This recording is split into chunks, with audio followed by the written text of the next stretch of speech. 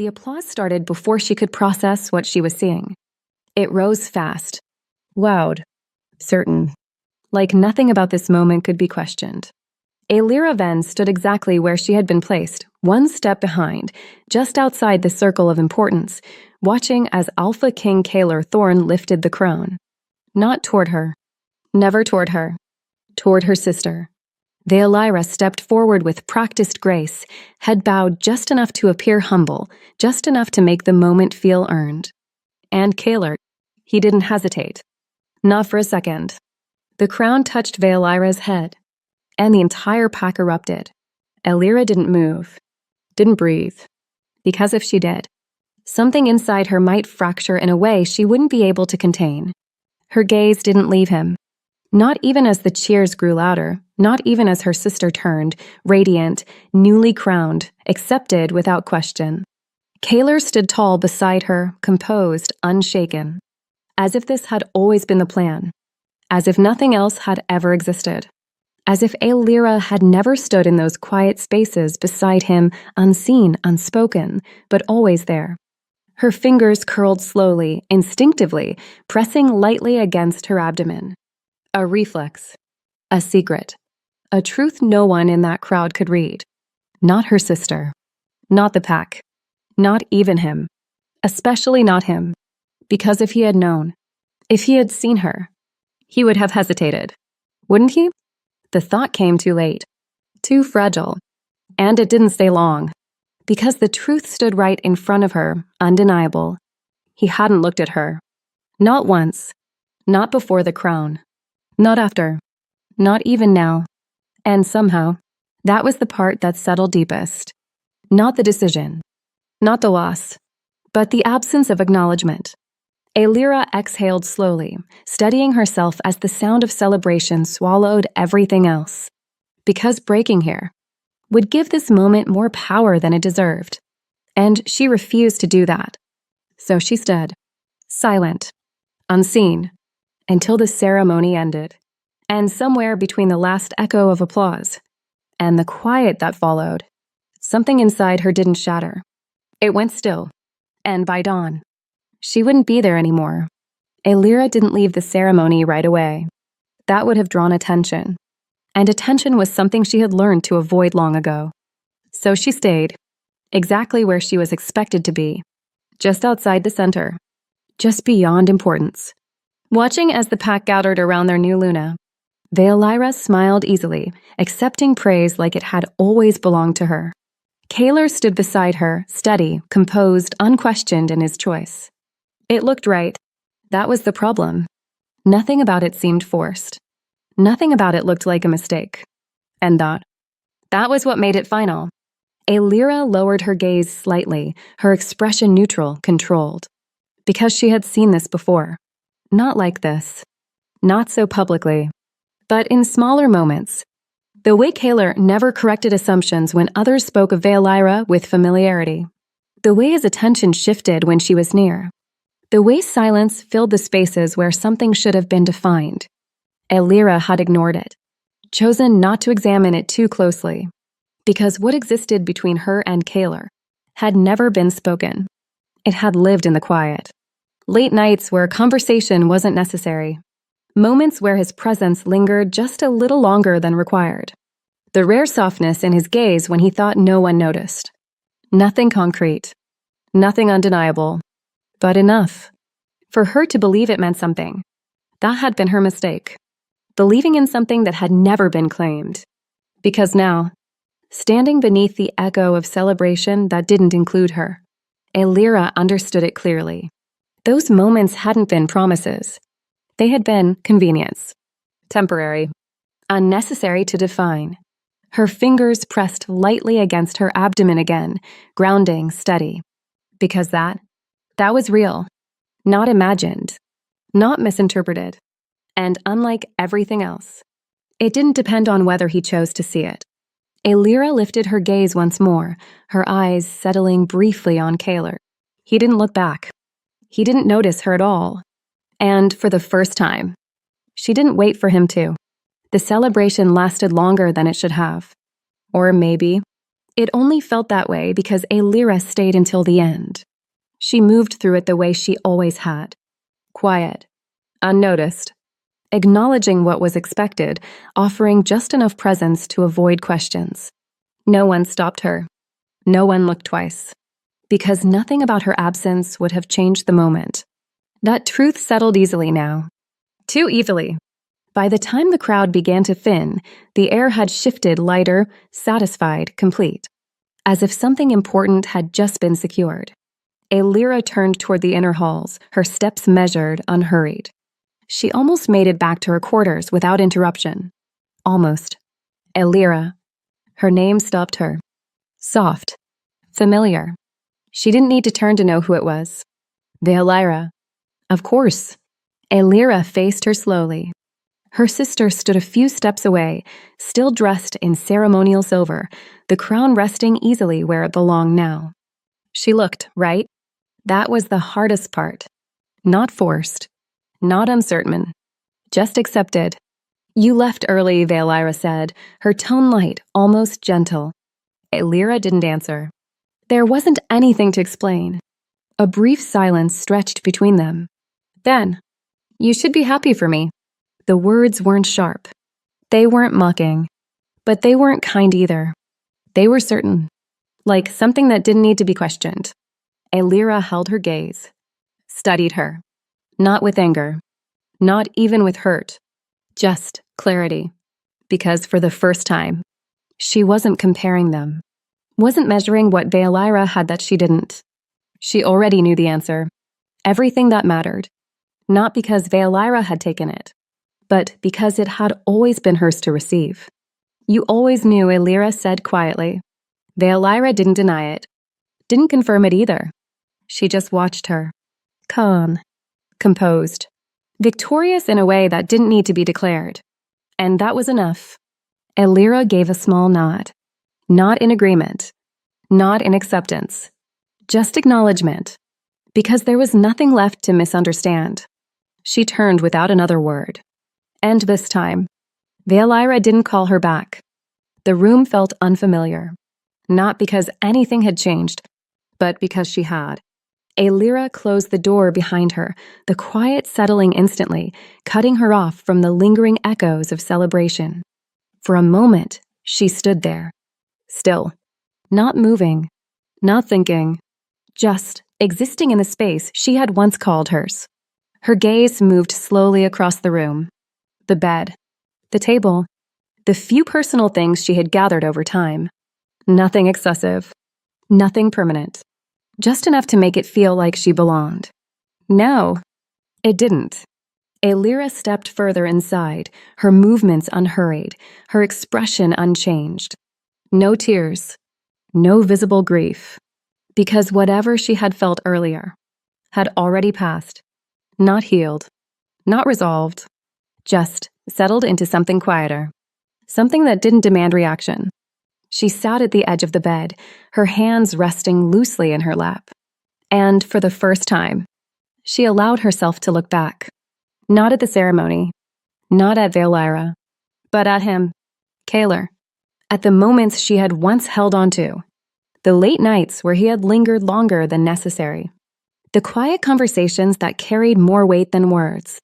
The way his presence had shifted when she was near, subtle, controlled, but there. She had thought those things meant something.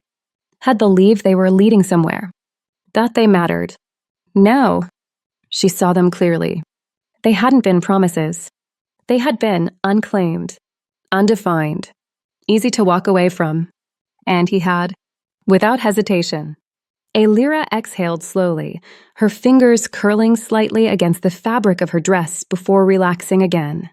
Because the truth didn't hurt the way it should have. It clarified. It stripped everything down to what it actually was. And what it had always been. Nothing. Not to him. That realization didn't break her. It steadied her. Because now, there was nothing left to hold on to. No reason to stay. No illusion left to protect. Alira stood, her decision already formed before she fully acknowledged it. Quiet. Final. And this time, it belonged entirely to her. The palace slept before dawn. Not completely, but enough. Enough for movement to go unnoticed. Enough for absence to take time to matter. Aelira stepped into the corridor without sound, the small bundle in her hand barely more than a necessity. She hadn't packed much. There wasn't anything worth taking. Not from here. Not from a life that had never truly been hers. Her steps were steady as she moved through the halls, each turn familiar, each path instinctive. She had walked these corridors for years, always within boundaries, always aware of where she was allowed to be. Tonight, those lines didn't exist anymore. No hesitation, no second thought. She passed the main wing, the training grounds, the long stretch that led toward the outer gates. No one stopped her.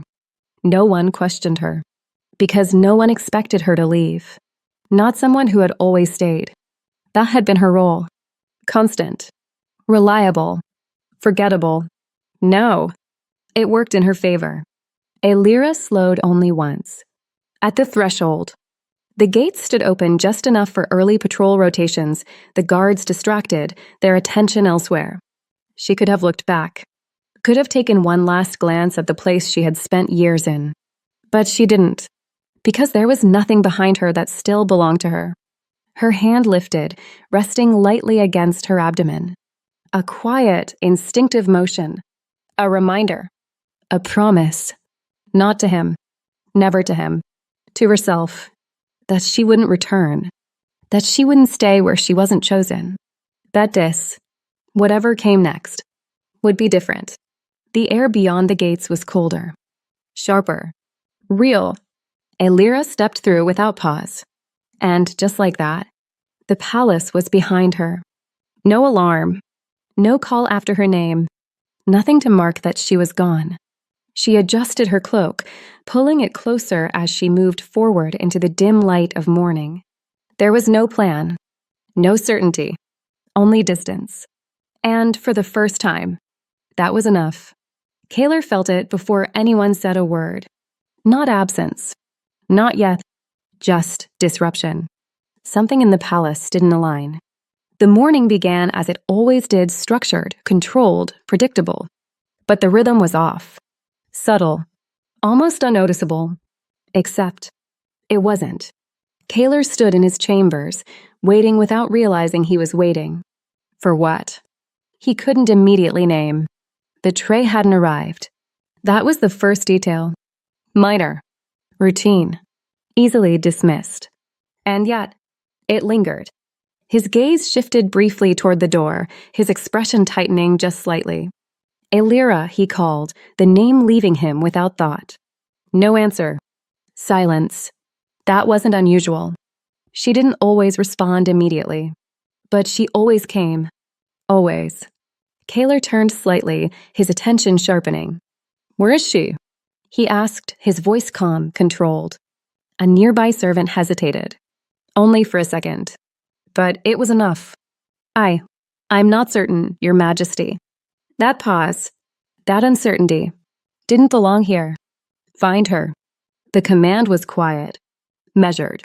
But it carried weight. The servant left quickly. Kaylor exhaled slowly, dismissing the moment as nothing more than a disruption in routine. She would be found. She always was. Time passed. Longer than it should have. The servant returned. Alone. There's no sign of her, Your Majesty. That wasn't expected. Kaylor's expression didn't change. But something beneath it sharpened. When was she last seen? Another hesitation. After the ceremony, no one has seen her since. The memory surfaced immediately. The ceremony. The crown. The Aelira. And somewhere at the edge of it, Aelira. Still. Silent. Unmoving. Kaylor went still. Not outwardly. But something beneath the surface shifted. She didn't report to her quarters? He asked. No, Your Majesty. Silence followed. He didn't react. Didn't question further. But the absence. It had shape now. Weight. And for the first time, it didn't feel temporary. They searched the palace first. Every corridor. Every chamber. Every place she had ever been allowed to exist. Nothing. No trace. No sign of struggle. No indication she had been taken. Only absence. Kaler listened to each report without interruption, his expression unchanged, his posture steady. But the stillness around him, it wasn't calm. It was controlled. Dangerously so. She didn't leave with a guard, one of them added carefully. No one saw her pass through the main halls. Kaler's gaze shifted slightly. Then she didn't use them. The answer was immediate. Certain. Because Aelira had never needed permission to move quietly. She had always known how to exist without being seen. And now, that skill had taken her beyond his reach. For the outer gates? He asked. Another pause. She left before full patrol rotation. The guards didn't question her. Of course they hadn't. Why would they? She wasn't someone they were trained to stop. That realization settled sharply. Not anger. Not yet. Something else. Something colder. She took nothing, another voice added. No valuables. No escort. Kayla's jaw tightened slightly. Nothing. Except the memory surfaced without warning. A small detail. Barely noticeable at the time. The way her hand had rested, just once, low against herself. Subtle. Protective. Unconscious. He hadn't questioned it. Hadn't needed to. Until now. The room seemed to still around him.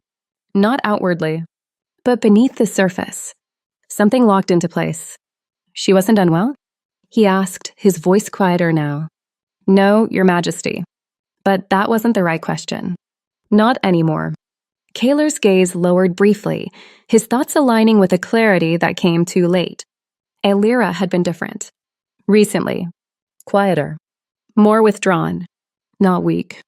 Just distant. He hadn't asked why. Hadn't seen a reason to. Because he hadn't been looking. No. Every overlooked detail began to take shape. Not separate, but connected. And the realization that followed was precise. Unavoidable. She hadn't just left. She had left with something. Something he hadn't known existed. Something that belonged to him. Kaler lifted his gaze again, the air around him shifting in a way the entire room felt. Search beyond the territory. The order was calm. Absolute. Because this was no longer about absence. It was about what had been taken.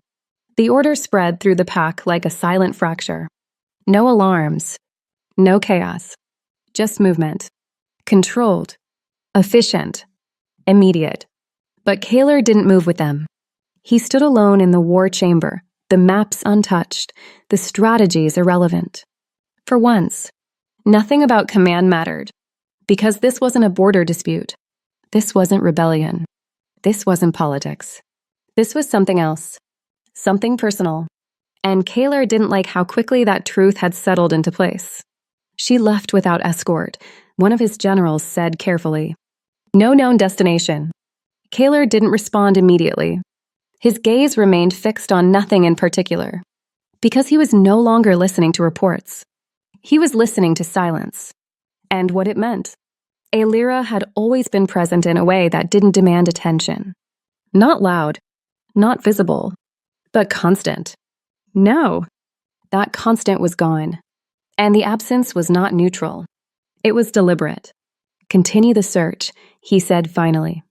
But even as the words left him, he knew. This wasn't something that would be solved quickly. Not with force. Not with authority. Because she hadn't been taken. She had chosen. The realization should have been irrelevant. Should have meant nothing. But it didn't. It changed the weight of everything.